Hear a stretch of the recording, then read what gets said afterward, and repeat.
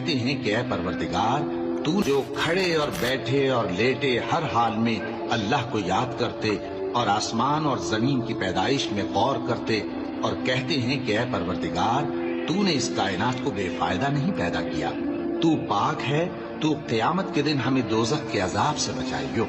اے پروردگار جس کو تو نے دوزخ میں ڈالا اسے رسوا کیا اور ظالموں کا کوئی مددگار نہیں ہوگا۔ اے پروردگار ہم نے ایک پکارنے والے کو سنا کہ ایمان کے لیے پکار رہا تھا کہ اپنے پروردگار پر ایمان لاؤ، تو ہم ایمان لے آئے۔